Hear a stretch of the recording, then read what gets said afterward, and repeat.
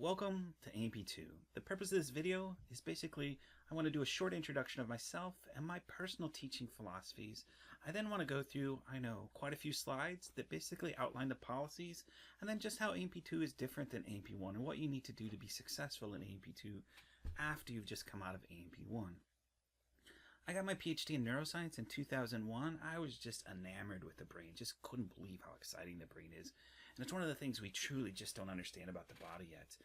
But as I got my PhD in neuroscience, I also, a month before I got my PhD, had my first child, Ella. And so while I planned on going into research as a career, I had these two major life events in the same month, getting my PhD and having this kid, and that made me change my life path. You'll hear me tell the story, but it's a little bit ironic that I was studying cystic fibrosis, but I left that to be a dad and to go into teaching. And it turns out with a second pregnancy, with my second child, we found out that my wife's a carrier for cystic fibrosis. So I was studying the potential thing that my grandkids could have someday. Anyway, life is weird, but I do feel like this is my chosen path. So when I got my PhD, I talked my wife into letting me stay home with Ella for the first month, which turned into 3 years. And it was awesome because it was gym, library, playgroup. It was awesome. But after 3 years of spaghetti meals and ramen noodles, my wife said, maybe you should get a job. And so I had always resisted teaching because my dad's a teacher, my grandma's a teacher, my grandpa's a teacher. A lot of people in the family are teachers. And I guess I was just being rebellious and didn't want to do that. But after these years of being a stay-at-home dad, I had to figure out a career. And I kind of fell into teaching by taking up a job teaching at community college, Northeast Iowa Community College. I really loved it from day one. So the reason I mention this is I just want to point out that there's some differences between maybe me and another instructor. And that's not necessarily bad, or I'm not critical of someone else, but also it's different than how I was treated when I was being educated. Back then, the world needed ditch diggers, and so you basically filtered people based on their educational experience. And I still think some instructors still teach that way.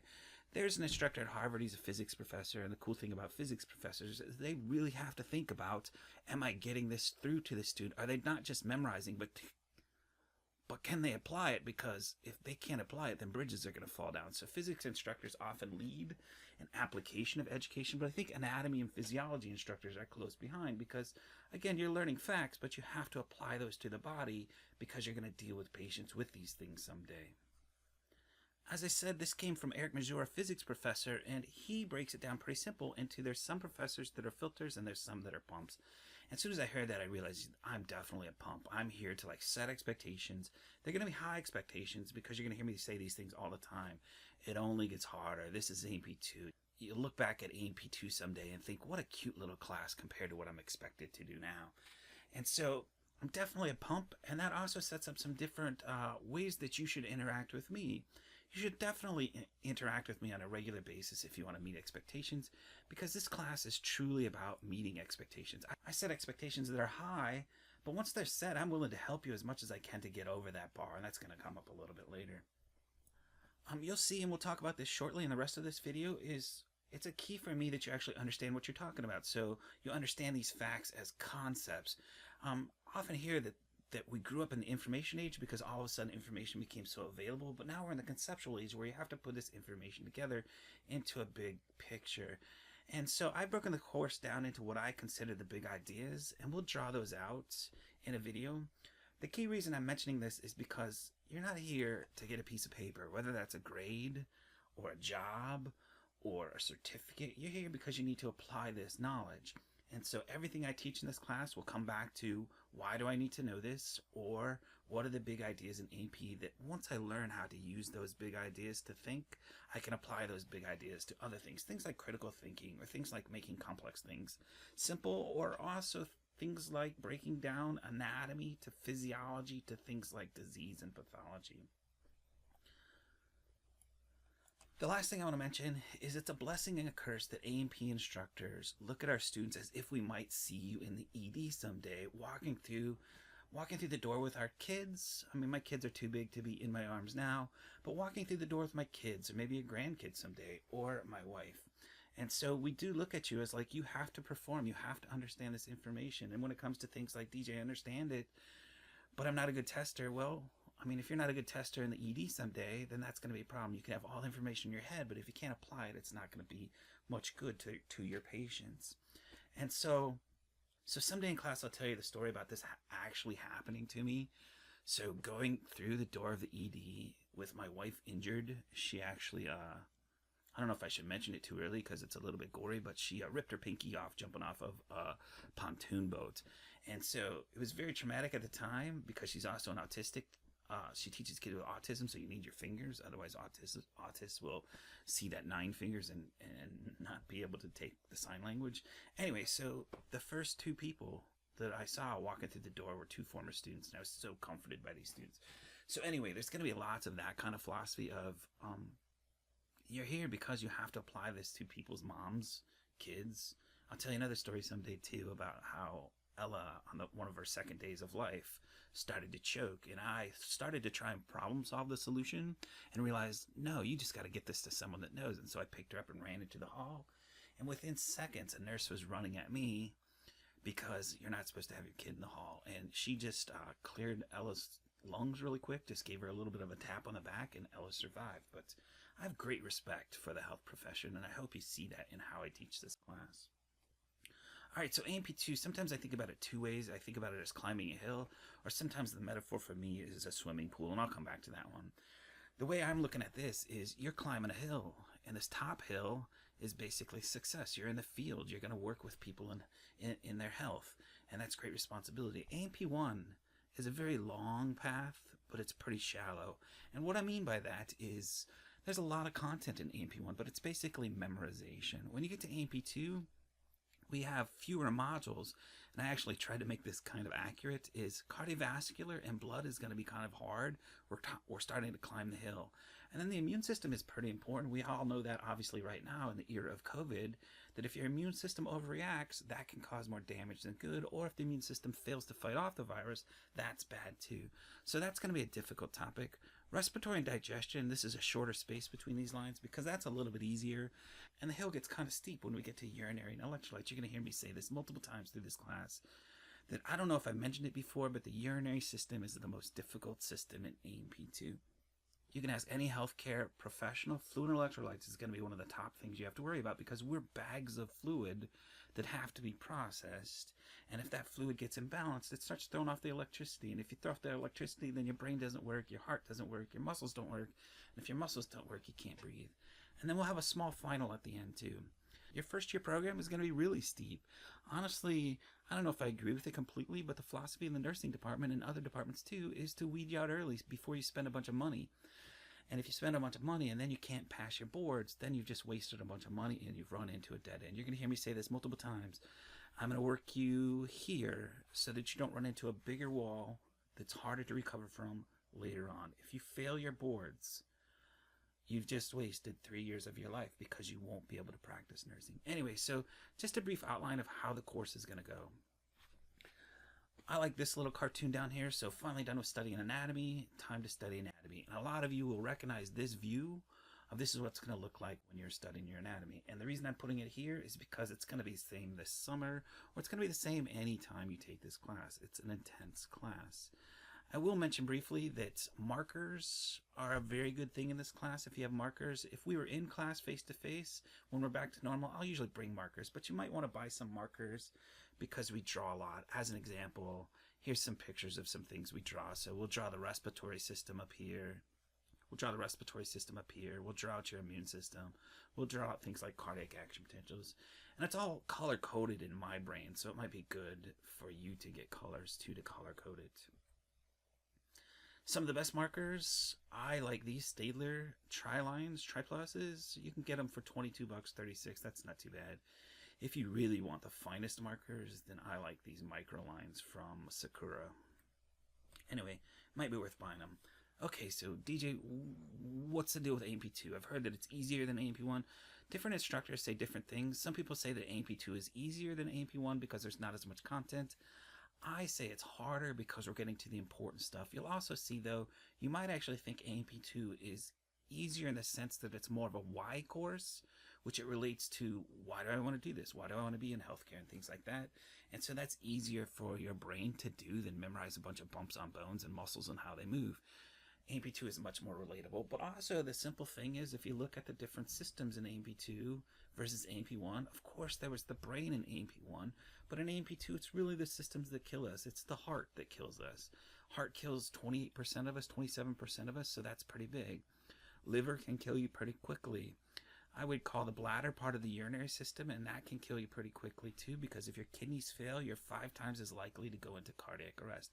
You do not need to remember all these details at this point, but I'm just trying to point out that AMP2 is important. Lungs can kill you pretty fast. I mean, just look at COVID and ARDS.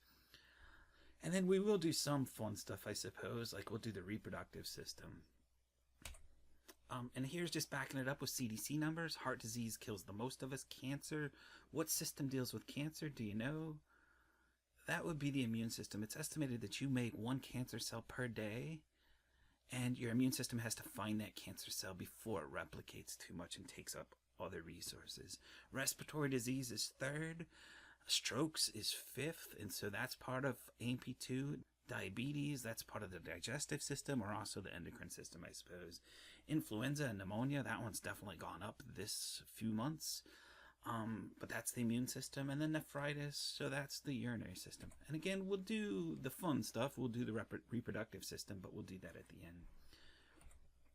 I always like to prep students on, like, find out who you are, because there's a different strategy. So there's 4 different types of students in this class. There's the motivated and prepared, and those students really, really know why they want to go into nursing. They're highly motivated, or whatever field, I'm sorry, not just nursing. But they also have a background. They got an A in AMP1. Maybe they had bio. Maybe they've had chemistry. Maybe they've had high school AMP. That student is motivated and prepared. Unmotivated but prepared, you've had the courses, but maybe you still haven't figured out why you're going into this field. I'm going to try and help you find that motivation. Motivated but unprepared, and I'll go through this again. I know I'm talking fast.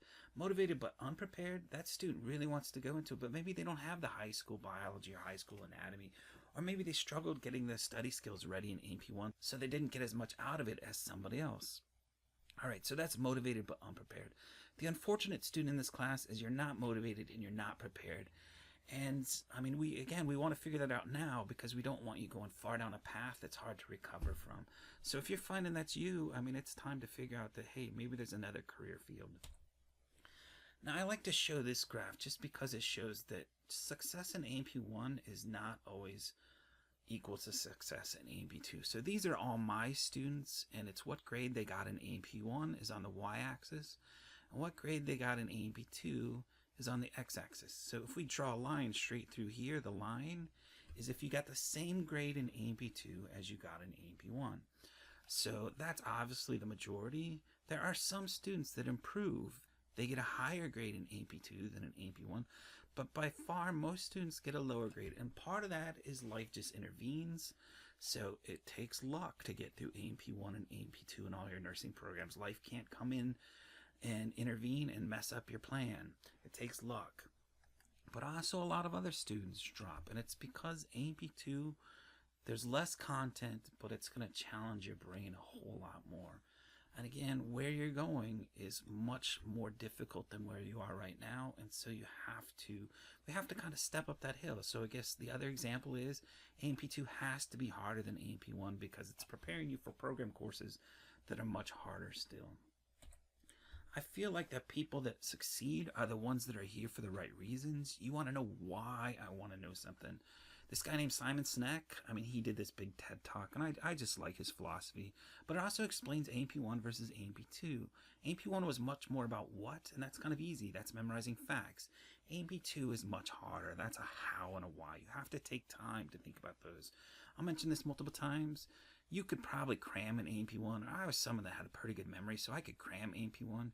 You can't cram AP2 because it takes a while for those what facts to come together into a how and why. All right, so get used to me being redundant because I just like to repeat myself because I feel that the first time you hear something, you kind of get it, but the second and third time, it'll be quick, but I'm kind of redundant sometimes. Anyway, so here's your philosophy. If you're motivated and prepared, boy, I think I'm a resource to push you forward. And we'll do things like this.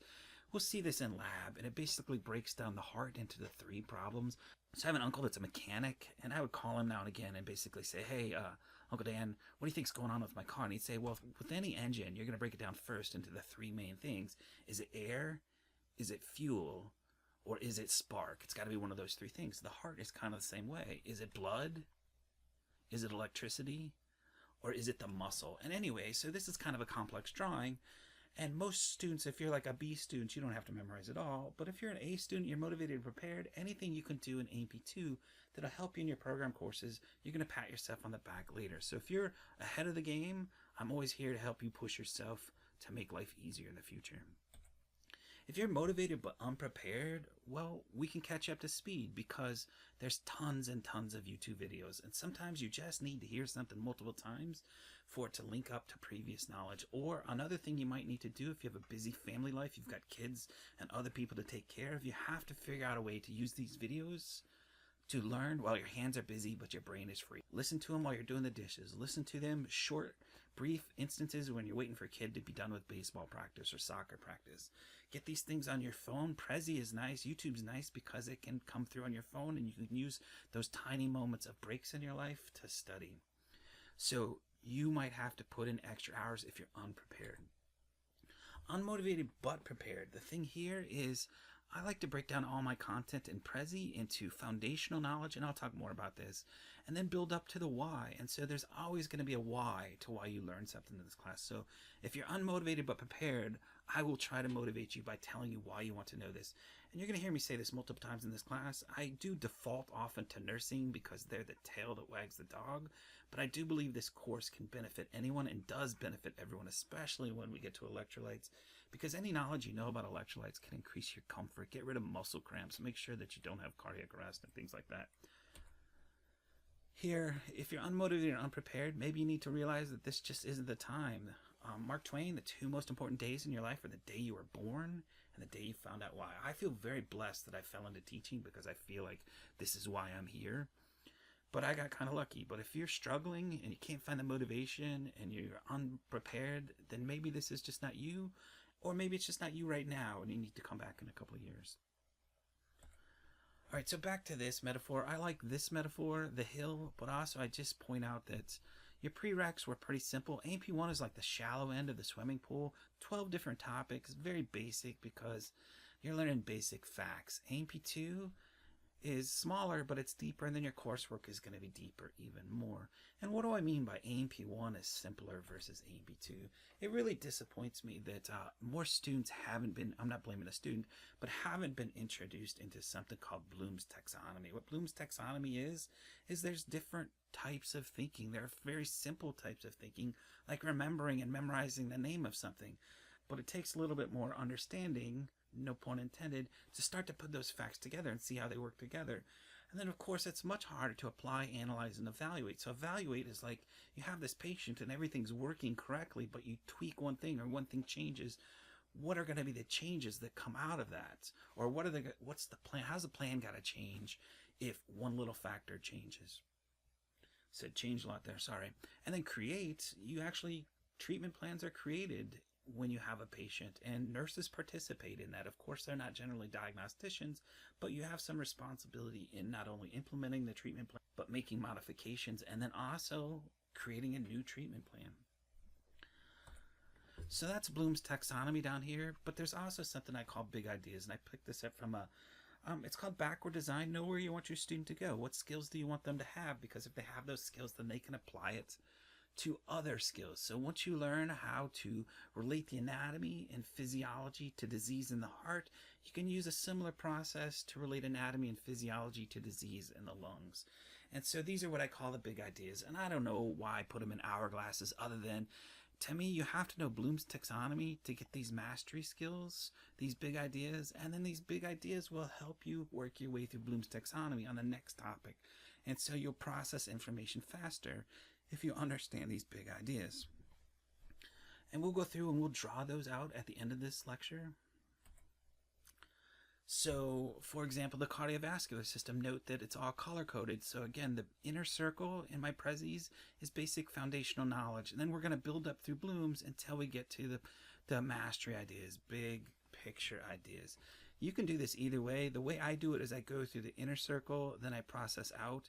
But if you want to, you can start on one wedge. This one wedge, this one right here, is size, weight, and location of the heart. And so you can go through that wedge, or you can go through this wedge. And also, the reason I like putting this in Prezi is you can immediately notice what areas are difficult. And so size, weight, and location, blood vessels, I know you can't read these, but I know what they are. Or the blood vessels of the heart, that's pretty simple. But when you get out here to muscle cells and the electrical system of the heart, it gets more complex. So I like Prezi because not only is it big picture and I can divide up the information, but then also if I could zoom in on this, you could zoom in on this on Prezi, you also can cluster the information. So if you're picking up your kid from soccer practice, then just go through one wedge or one circle.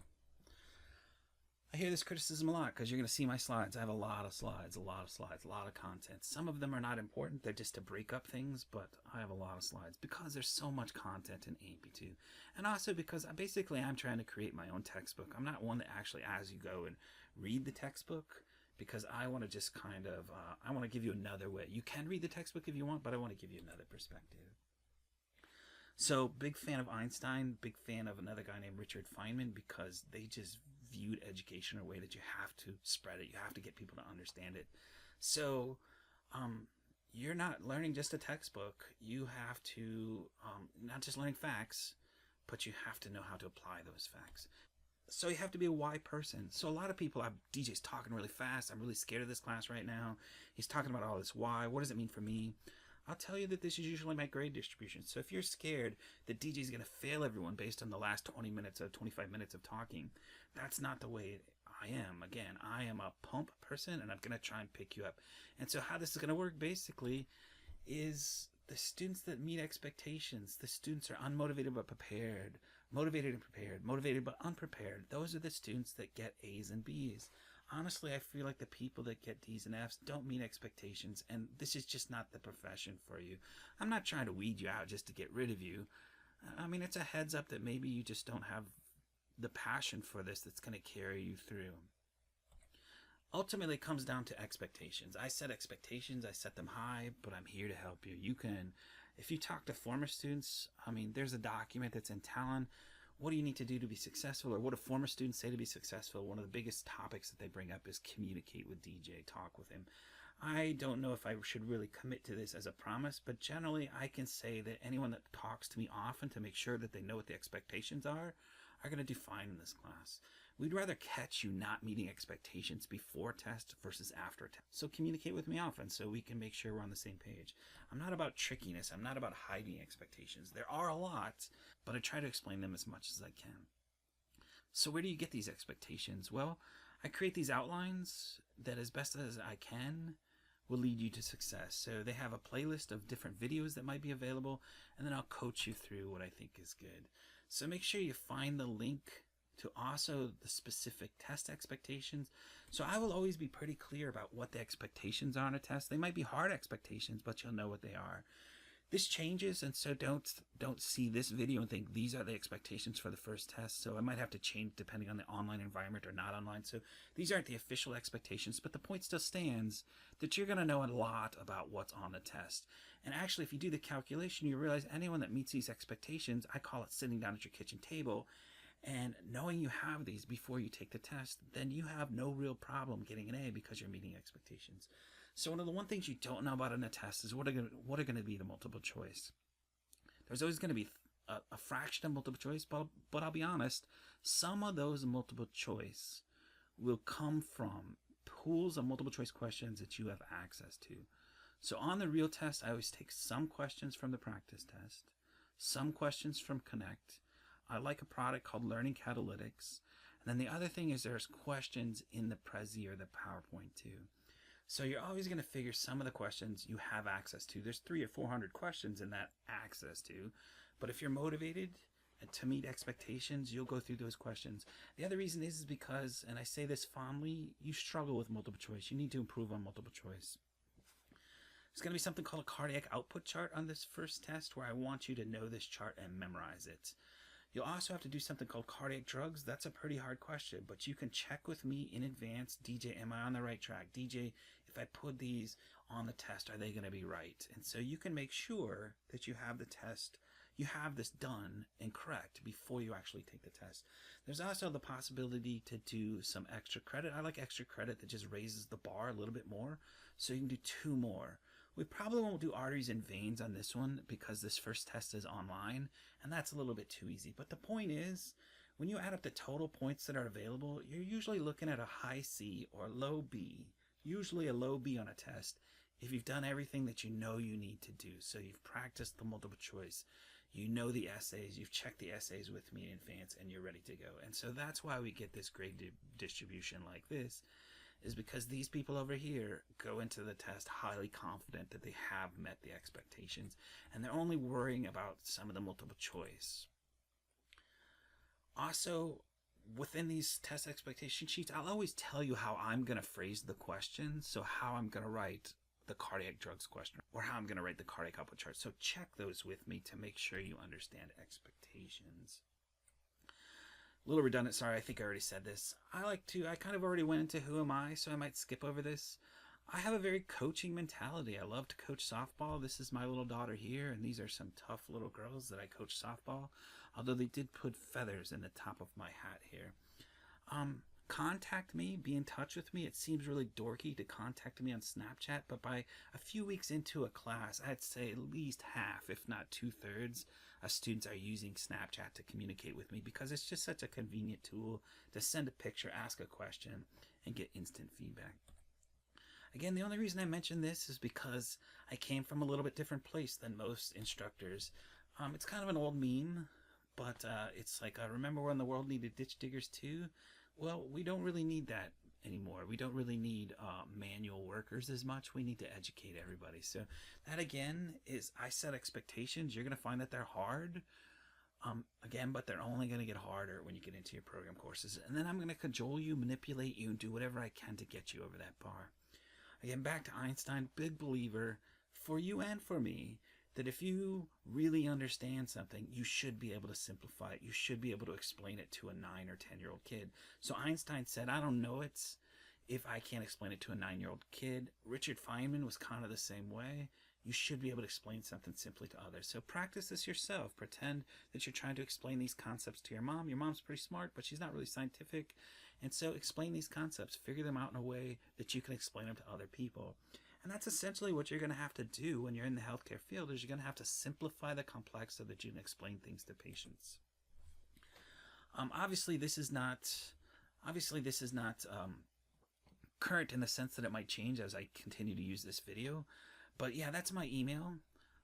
That's my voice. So I like to have a Google Voice number so that you can text me if you want to text me. Snapchat is Hennager DJ. Office hours will change year by year. Don't really like it if you call my office phone, because especially now I'm not in my office, but I'd rather you call me with either the Google Voice number, text me in the Google Voice, email me, or use Snapchat is the best way to get a hold of me. Some of the 2 best predictors of student success are, will you meet in study groups, and will you meet with your instructor? Study groups are very important because you're learning the information new, and so only people that are learning information new really get how to make things click. Like, this stuff has clicked for me years and years ago, so I might miss what you're not getting about something. The other thing about study groups is, again, you get to come back and explain things. So it's a little bit different right now that we're going to be online, but it's going to be the same when we get back to face-to-face. Talk to each other online right now. So my daughter, she came home, and anyway, she immediately got on Zoom and was regularly still doing study groups on Zoom. So I would highly recommend, we need to figure out how you guys can get in study groups on Zoom so that you can still have study groups. Yeah, so down here, I've been mentioned that I have kind of an intimidating face.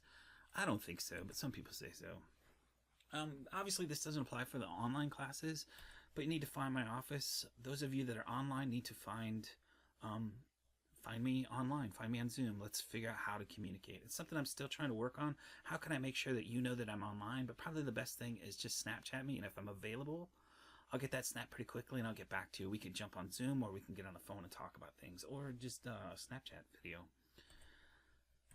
So usually this is for my face-to-face. My office mate is Amy. She's pretty funny. Not quite as funny as me, but still pretty funny. We like to have a competition about which teacher students like the most. So we call it Team Renstrom versus Team Hennager. If you ever get a picture taken with a placard that says Team Renstrom, I'm going to fail you. The other thing is study groups. We can't really do tutoring now, but we'll have tutoring at some point, and so we'll check into that. Again, another old meme. The only reason I mention this is because even though I try to do Snapchat and I try to do text and things like that, I am not as quick as some people. Some people are so good, like they can get back on Snapchat within like 15 seconds or return a text within 5 minutes. I'm a little slow. And in fact, there's usually hours of the day when I'm taking care of, well, not taking care of my kids, but, being with my kids. And so you'll find it's kind of a blackout. The reason I'm mentioning this is there's usually a blackout between like 4 and 8.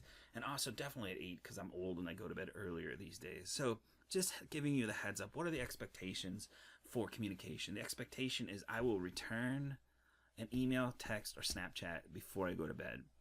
If you do not get a return, then that means I missed it, and so please, please, please send it again. So my expectation is that day. Office hours obviously aren't really relevant right now, but I will always provide office hours. And then this is just a prompt to say, make sure that you know when you're attending class. When we're attending class, it's going to vary by semester.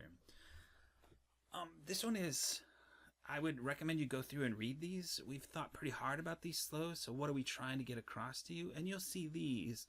And you'll see these also parallel the big ideas. So we're trying to develop skills in our students that can be applied for a lifetime. And so I would read through them.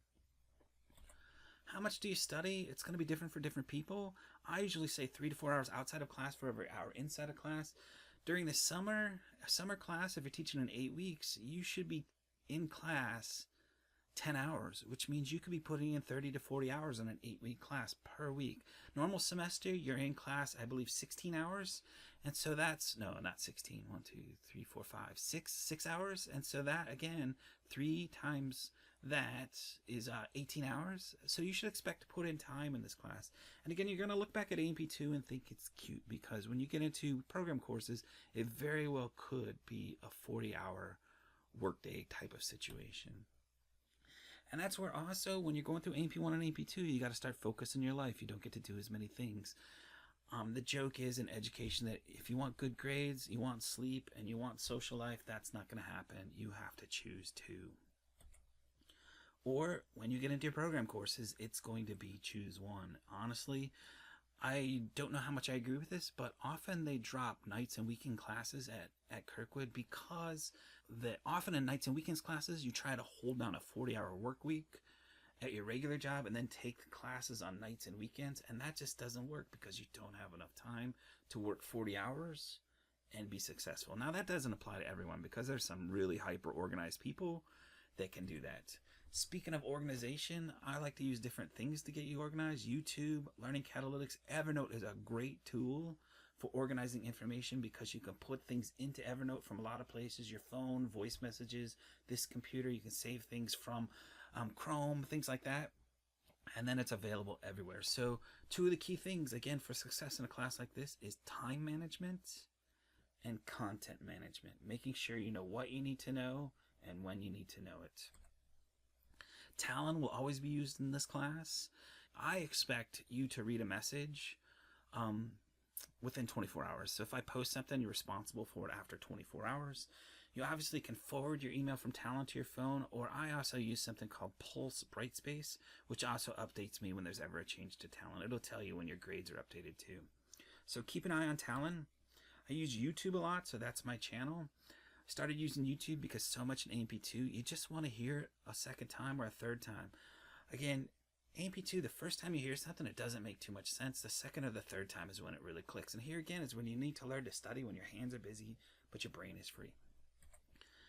I like to use something called Learning Catalytics. It's kind of like a clickers program, but when we meet face-to-face, we can't do it in the online environment, but when we do it face-to-face, it'll actually group students based on having a different answer. So you answer the question, it'll group students, and again, that's back to peer instruction, students teaching other students, students realizing that I can't always see where they're coming from because I've known this information for so long, and also creates social collaboration in the sense that you get to know everyone's name.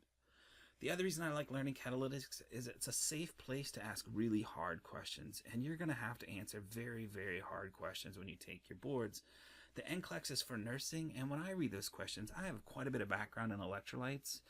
I got my PhD studying chloride going through cells.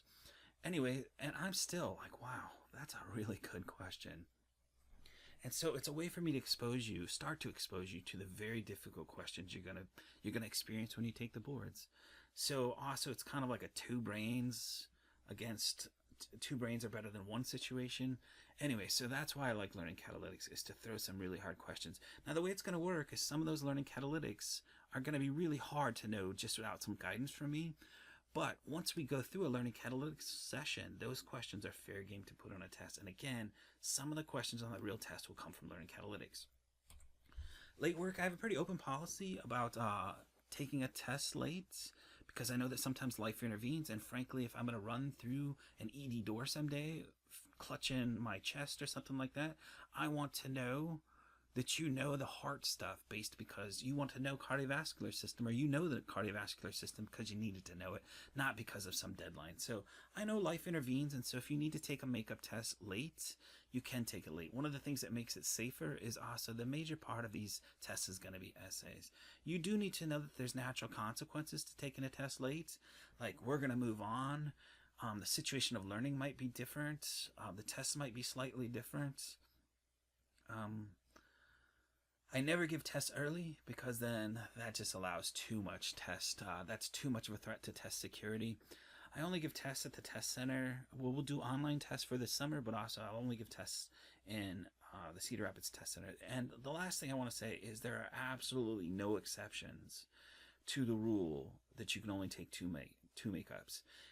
And the way I'll say this often is any excuse is good enough for two makeups, but absolutely no excuse is good enough for a third. None. You could get in a car accident on the way to school, and I wouldn't let you take a makeup. And the reason is for test security. I want to be in front of you. I want to see you take the majority of tests in front of me, or in that regular environment. I know the online is going to be a little bit different. Or also, I think you need to have the responsibility not to get so far behind that you need 3 makeups. And this is just a joke that if you take a test in a different place, you might forget. Attendance, I'm not an attendance person. I'm not giving someone a grade for having their butt in the seat. I mean, I'm somebody that wants to grade based on your performance. And so that's why if you can pass this class without attending, I'll be seriously impressed. But I don't grade on attendance, and I don't take attendance. I will at the very beginning of a class for financial aid purposes, but other than that. But do keep in mind, even though that's my policy, I think I'm here honoring my work. I think that you need to be in class to be successful. I think you need my help. That sounds needy, but I think you need to interact with me and the rest of the class in order to be successful. So I wouldn't really try the strategy of not attending class.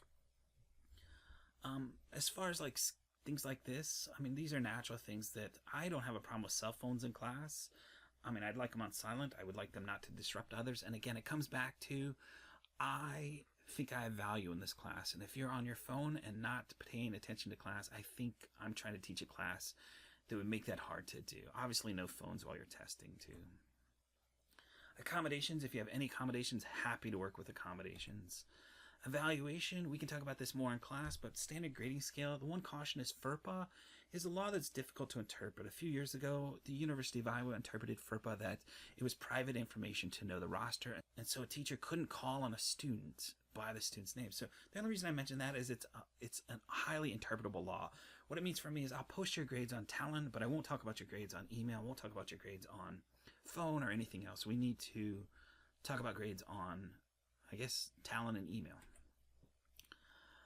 Drop dates, those are on the syllabus. Again, a key thing in this class is time management, content management. Try and find some apps. So this is Pulse.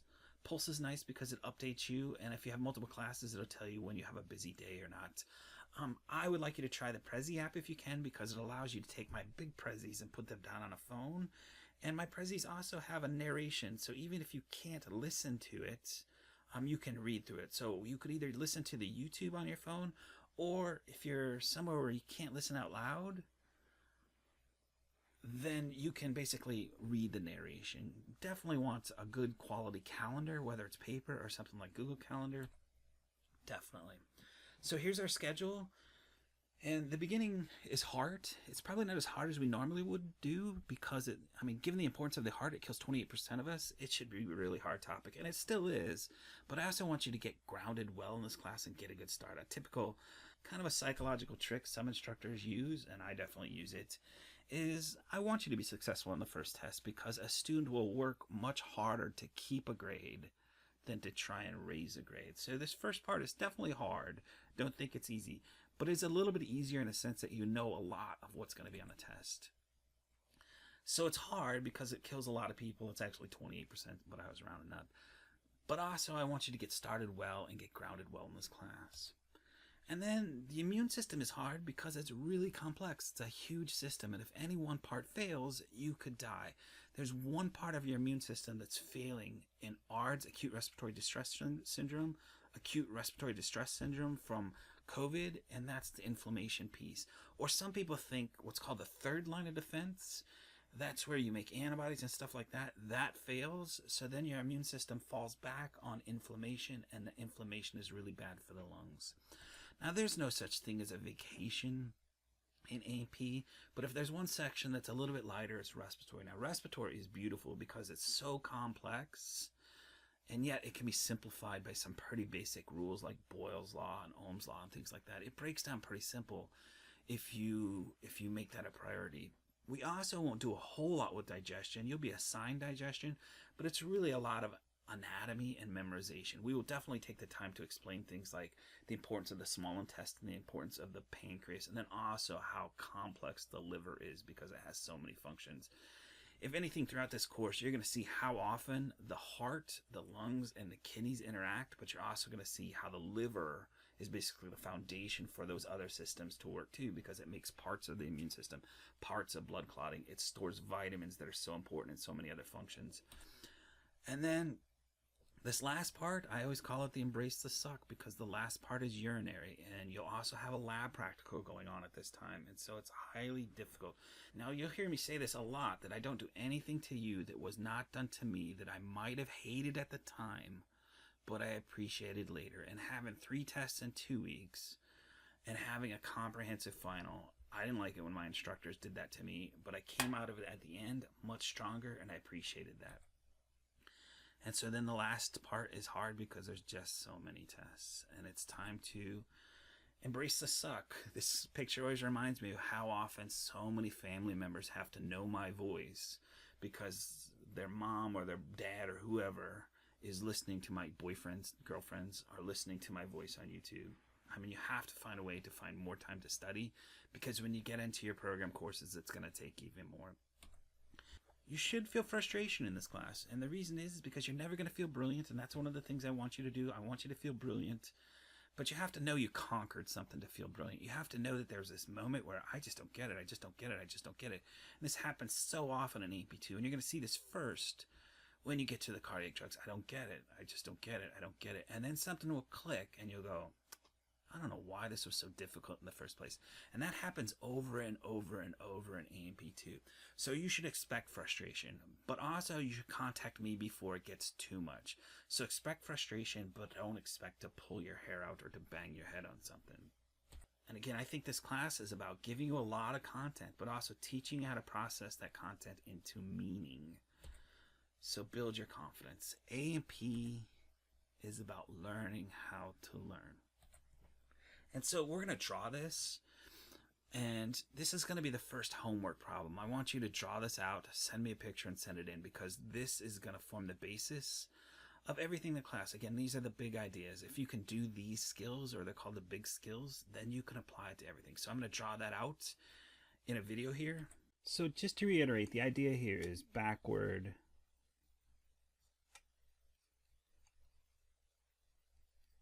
design.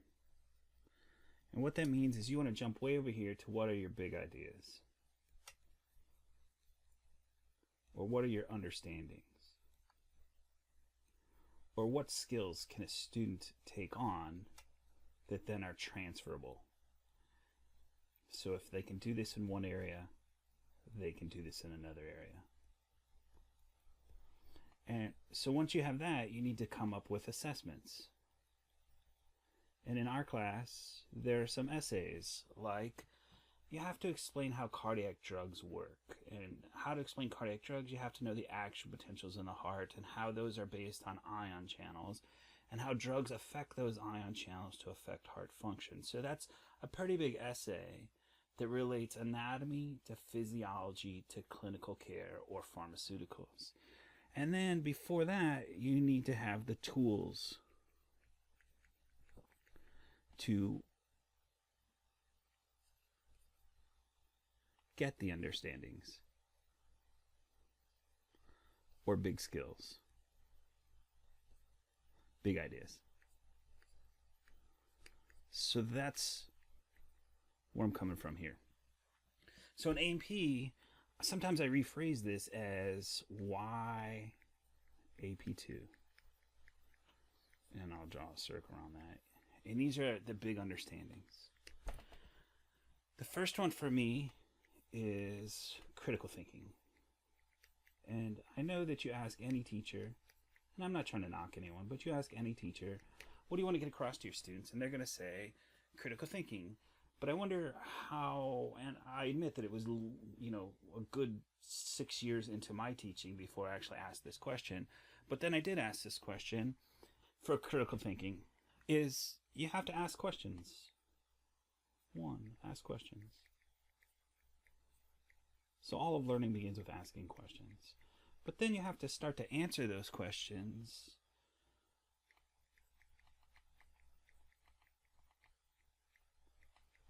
with digital literacy. You have to know good sources versus bad. You can't base an understanding of something on bad sources. You also, and this doesn't apply a whole lot to A&B2, but you have to avoid logical fallacies. So like confirmation bias, where you tend to trust people who you already agree with, or you only go to certain sources, or you avoid appeal to authority, or things like this. These are sometimes called retological fallacies, and there's a lot of them, straw man arguments and things like that. You also have to use social collaboration, because sometimes 2 brains are better than 1, or 3 brains are better than 1, or it gives you a different perspective, So you have to use social collaboration. Another big one you run into in AP2 is you have to conceptualize. Or another way I say that is see the big picture. See the forest from the trees. It's not enough to memorize facts. You have to know how they connect, so you have to see the big picture. And of course, at the end of this, you should have answered your question pretty reasonably, so ask another question. And so you create a cycle of critical thinking that's going to make you smarter and smarter and smarter. Now, the second one that I think is important in A&B2 is you have to simplify the complex. And here's where I lean on. I used to read Richard Feynman's lectures on physics because he could lecture the most complex physics in a way I could understand, and he made me feel brilliant. And so he was very good at simplifying, and he would say if you can't explain something to a 10-year-old, you don't understand it.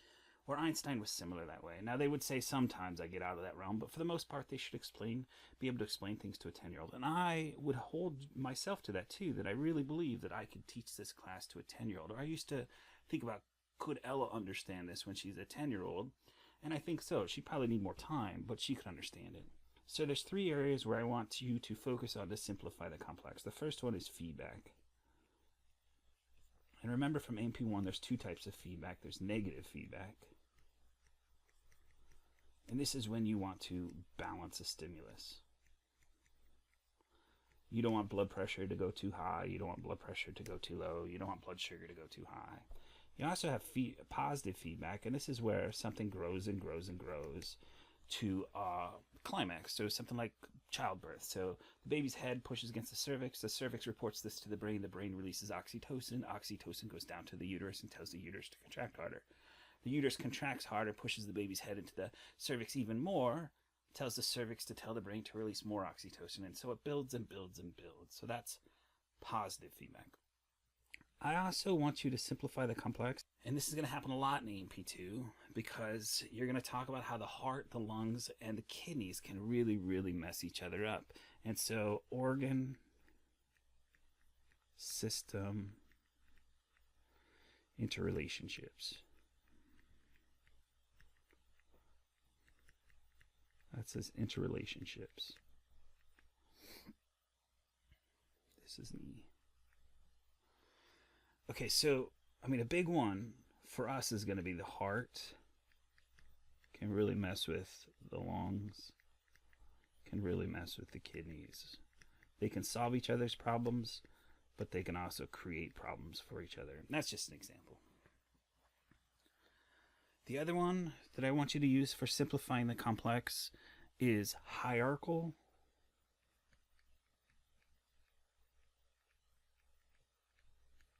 relationships. And what I mean by this is early in AP1 you would have known that atoms connect to molecules, connect to organelles, and that goes into cells. I'm going to start over. And that's going to go into tissues. It's going to go into organs,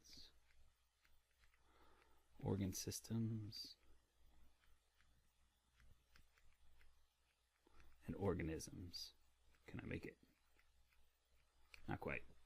So diseases like cystic fibrosis are a good example where the real problem is chloride. Chloride doesn't move. And if chloride doesn't move, sodium doesn't move. And if sodium and chloride don't move, then water doesn't move. So sodium and chloride are ions, then water doesn't move. And if you can't move water, then you can't dilute mucus. And if you can't dilute mucus, then mucus will cover over the lung tissue. So it'll cover over the simple squamous cells that are in the lung. So then you can't breathe in as much oxygen. And if you can't get as much oxygen, then the lung can't take in as much oxygen. And then that's going to affect organ systems because the brain is not going to get enough oxygen. And the key to knowing that and why it's a simplifying the complex thing is because you can cure the problem or fix the problem at multiple levels. Like one of the things you do is you try and get rid of the mucus, or you try and put in another ion channel to fix the problem. Or maybe you give the person oxygen, which is a molecule, or maybe you give the person a lung transplant, and that's an organ. Or the special thing with CF2 is it affects multiple organ systems from reproductive to digestive to the respiratory system. All right, so the last one that we're going to do, and this one's kind of a really complex one. So when I draw this arrow, leave a little space under here, because what this one is the principle of complementarity. So this is something called the principle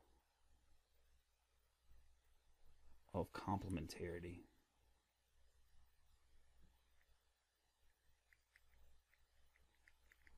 And what this means is, how does anatomy, which is how things look, relate to physiology, which is how things work? It's going to be a little tight squeeze here, but we have 4 areas we're going to do this. We're going to relate this often, anatomy to physiology to disease. I mean, the reason you're in this class is because eventually you're going to be treating people, for the most part. So we're going to constantly in this class relate anatomy to physiology to disease, kind of like I just did with cystic fibrosis. Anatomically, there's mucus over the alveoli, so oxygen can't get to those, and that leads to the symptoms of cystic fibrosis. We're briefly going to do this at times. We're going to relate this to pharmaceuticals. Now, we're not going to cover it all, but we're going to create a foundation so you start to see, like I said before with cardiac drugs, how does a cardiac drug affect the action potentials in the heart to affect heart rate and heart strength? You've heard of, most people have probably heard of things like beta blockers, or maybe some calcium channel blockers, or certainly would know that adrenaline is going to speed up the heart. So we'll do that occasionally. We'll also relate anatomy to physiology to clinical testing.